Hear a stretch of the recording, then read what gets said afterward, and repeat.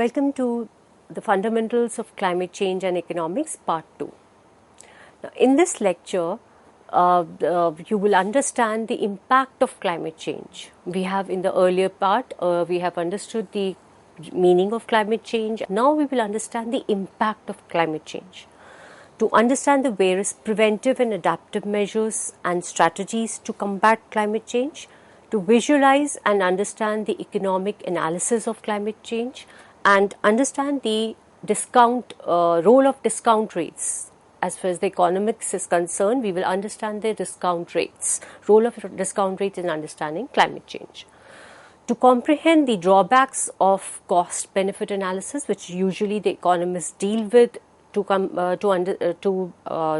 combat the challenges of climate change with respect to the climate change, and to bring about the comparison of Nordhaus and Stern. These are the two economists, environmental economists and climate economists, who have presented remarkable models, two separate models, and their comparison is very, very important with respect to climate change.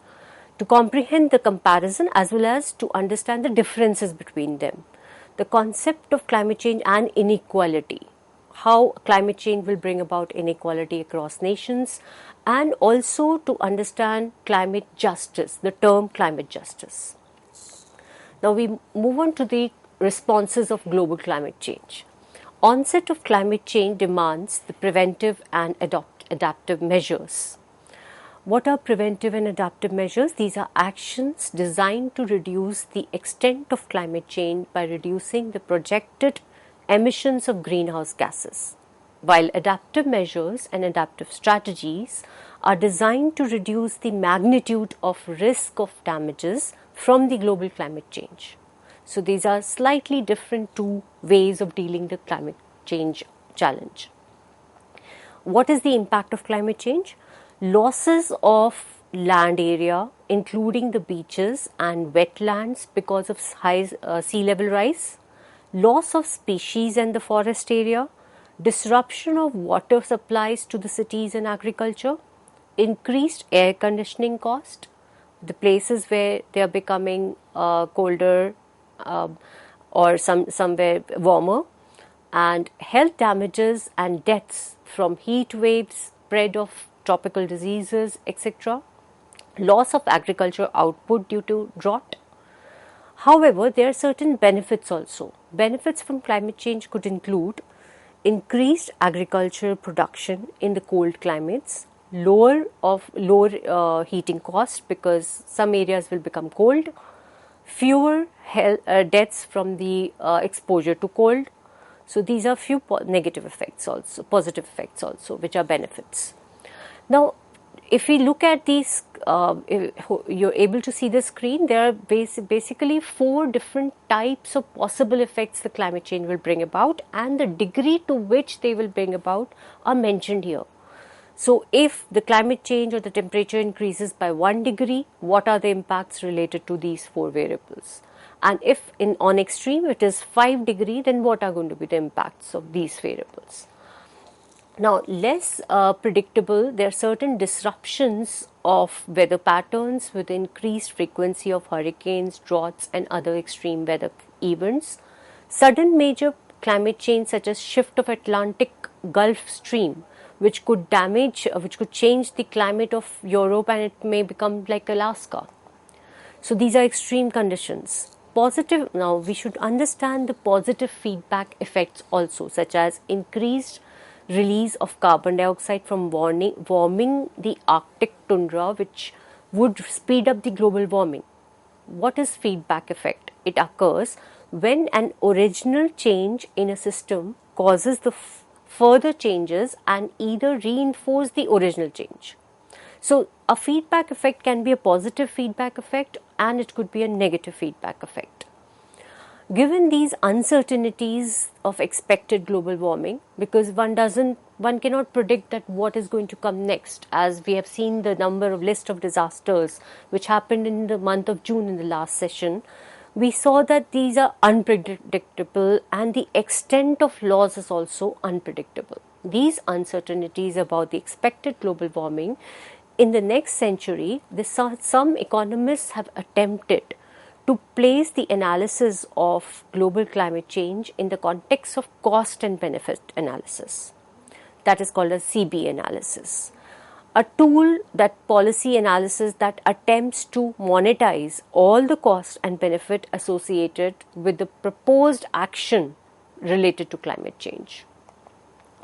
The economists weigh the consequences of projected increase in the carbon emissions versus the cost of current policy actions, because any policy you implement, it will be a cost associated. So one needs to tap that cost and try to weigh, basically measure the positive and negative aspects, the costs and the benefits of the actions. So in order to stabilize the carbon emissions. Strong policy action to prevent the climate change will bring benefits equal to the value of damages that will be avoided because of those actions. These benefits of preventing damages can also be referred to as avoided costs. Estimated benefits must then be compared to the cost of taking action. Various economic studies have attempted to estimate these benefits and costs. Benefits are in the form of avoided costs, and these are the costs which are avoided through environmental preservation or improvement. Either you maintain the same environment or you are trying to improve the environment. These are the expected benefits. When we talk about costs, we are talking about damages. Damages estimate tend to omit the possibility of the much more catastrophic consequences that are associated, which result in weather disruption, is much worse than what is anticipated. Sudden calamity or sudden unforeseen, like COVID-19 pandemic, that came as a sudden shock. So one is not prepared for that. So such disruptions which are unpredictable, one needs to keep aside money for that. A single hurricane, for example, can cause tens of billions in damage, in addition to the loss of life, which we forget to tap. We always ignore the human loss of life. Hurricane Katrina in August 2005, for example, caused over 100 billion in damage, monetary terms, in addition to loss of over 1,800 lives. Hurricane Sandy in 2012 caused about 50 billion in damage, disrupting the power nearly 55 million customers and leaving the lasting effects on the extensive area shoreline in New York and New Jersey. If climate change causes a severe hurricanes to become much more frequent, cost-benefit analysis would then estimate the cost of the destruction at the much higher level than what is done previously. So one needs to revise that estimate also. Another unknown values are the human morbidity or losses from the diseases, which we fail to tap. They could be enormous. If the tropical diseases extend their range and they range significantly due to warmer weather conditions, then this loss is going to be huge. Integrated assessment models have been used by the scientists and economists to translate the scientists in order to translate the various scenarios of population and economic growth resulting from the emissions. And these models, they are called as damage functions that approximate the global relationship between the temperature changes and economic costs from the impacts such as changes in the sea level, cyclonic frequency, agriculture productivity, ecosystem function, etc. These are various variables one can associate. Finally, the models attempt to translate the future damages into the present monetary value. Higher range of temperature change lead to dramatically increased damage estimated at the global level. To estimate these costs, economists used various models, as we've seen. To lower the carbon emissions, they do a lot of things in the form of reducing the fossil fuel use, substituting the energy resources, like clean energy, renewable energy infrastructure, then energy efficiency, another way of replacing it, substituting it. These are other ways.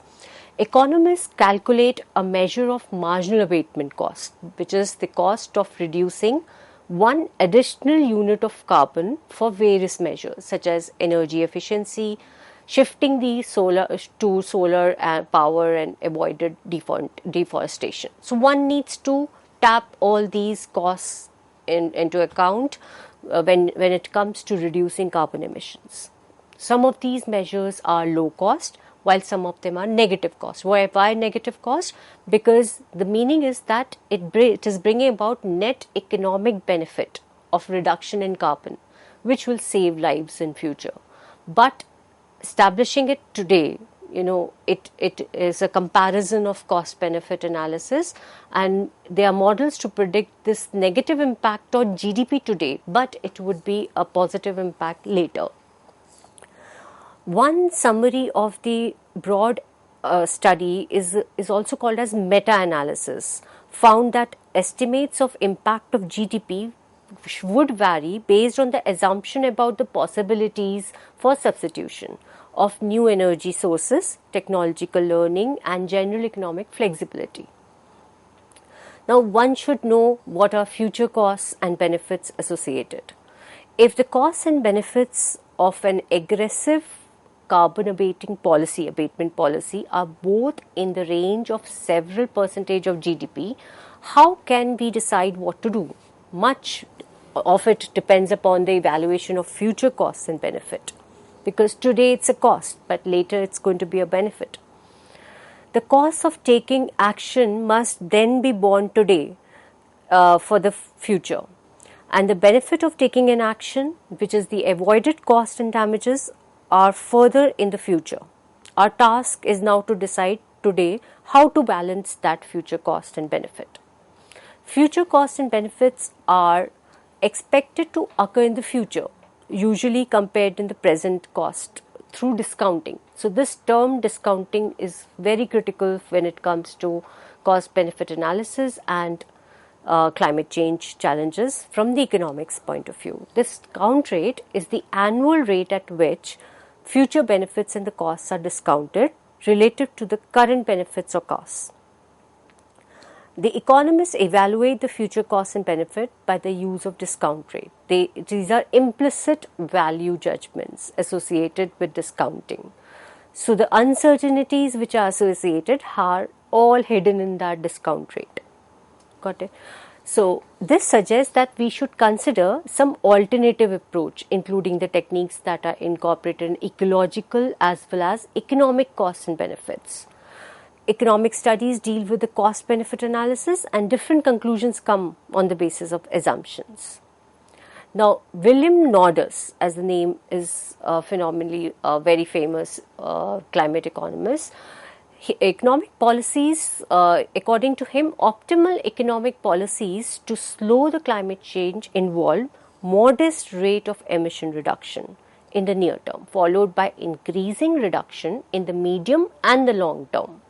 Sometimes it is also called as ramping up of climate policy. So he was not a uniform kind of a system. He defined a medium long term policy as far as the aggressiveness is concerned about policy of reducing carbon emissions.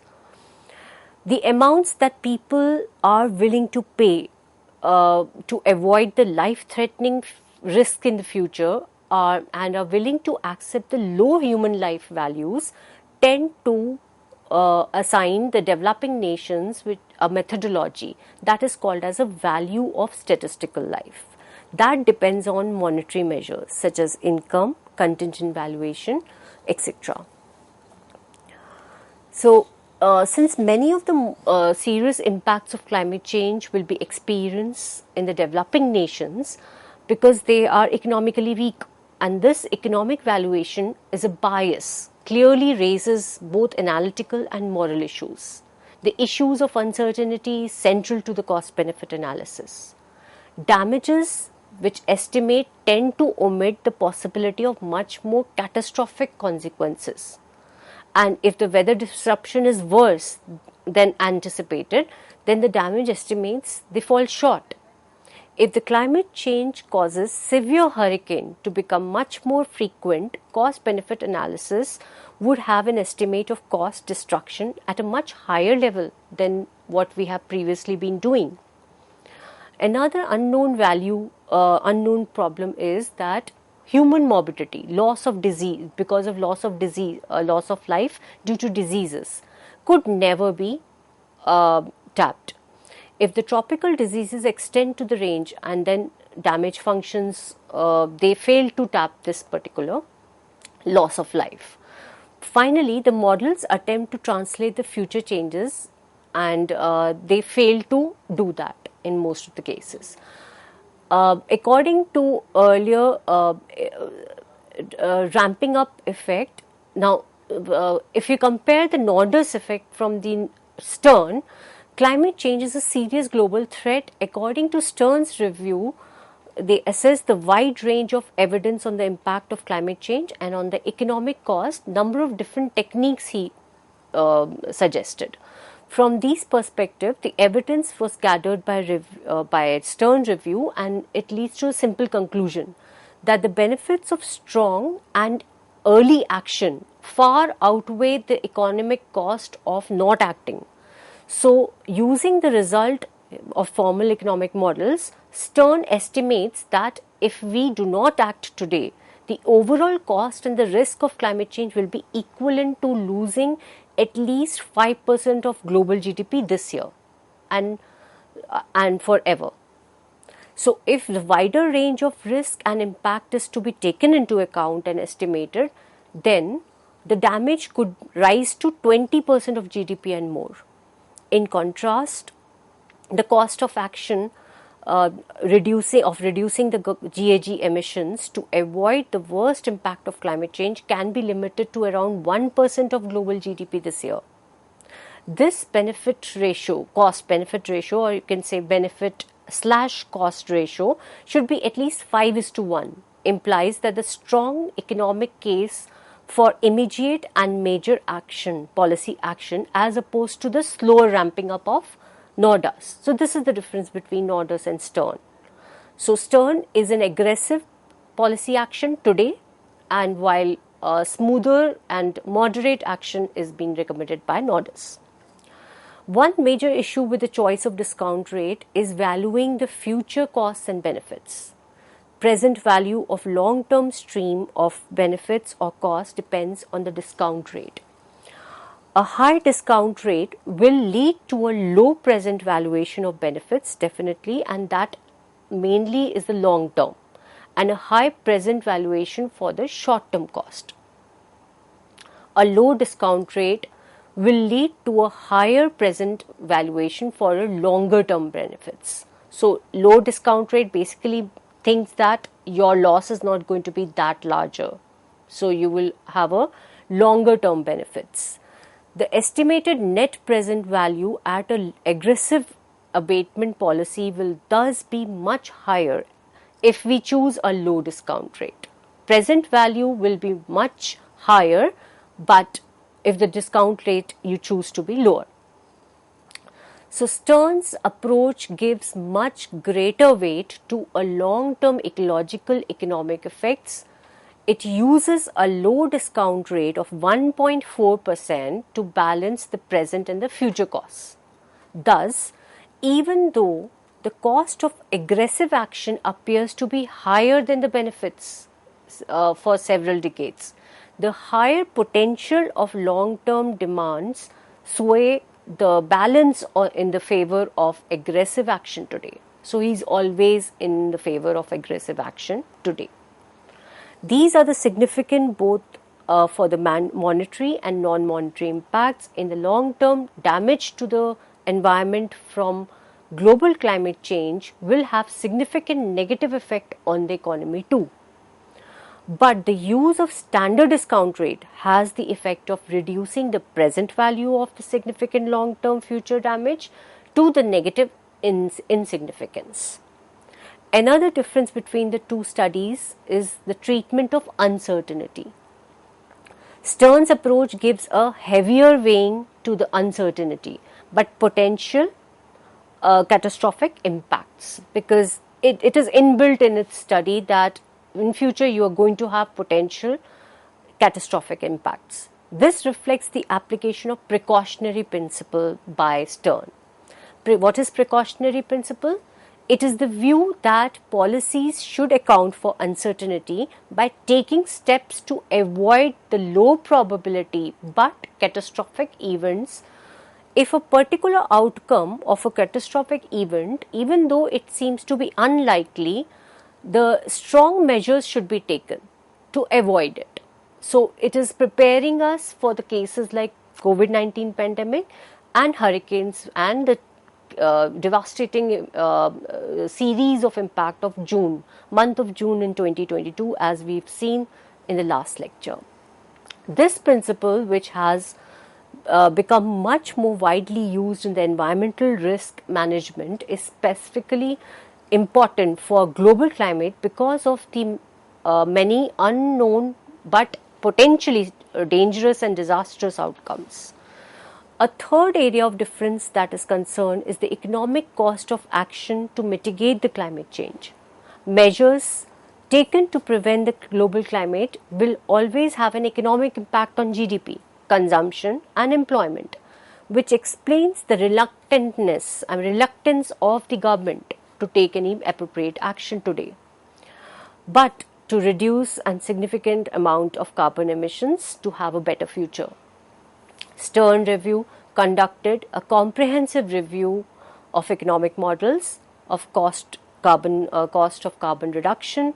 The cost estimates depend on modeling of assumptions such as the efficiency and inefficiency of economic responses to energy price signals, the availability of non-carbon backstop energy technologies such as solar and wind.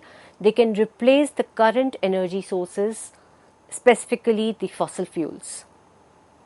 Whether countries can trade least cost options for carbon reduction using the tradable permits scheme, or whether the revenues from the taxes on the carbon based fuels are based on lower than the taxes.